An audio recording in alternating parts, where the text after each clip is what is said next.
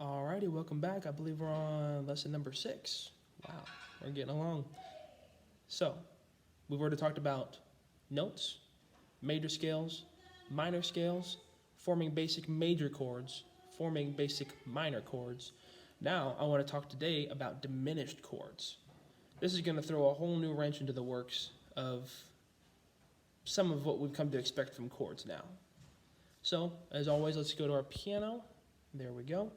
Now, I know we like to talk a lot about the key of C just because it's so easy.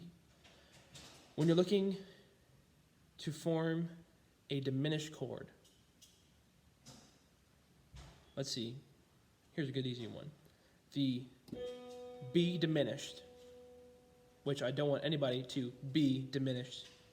Anyways, outside of that joke, when you're forming a diminished chord now, there's not really a scale that goes with diminished scales. So it's built off of basically your minor scale and your major scale. When you're looking at your major scale, it's generally going to be built off of the 7 in your scale.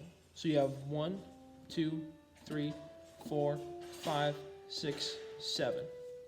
That's B. So let's bring B back down here. Now with B, there's no 1, 3, 5 like the other ones had, but it's still built out of the same scale. So it's just going to be, for this chord, it's just going to be B, D, and F. Now let me work kind of backwards here. I know we talked about God's favorite number being 7. But now with a diminished chord, that brings the number down to 6. When you're looking at the chord here now, because you've got 1, 2, 3, 1, 2, 3, which makes your diminished chord. Now, with your major, if we were to make to a B major chord now, sounds a lot better, doesn't it? You've got what's called a major third, which is what makes it a major chord, and a minor third. Now, if we were to make it a B minor chord, it would be a minor third and then a major third. It's called that way because when you have a major scale, it's 1, 2, 3. But when you have a minor scale, it's 1, 2, 3.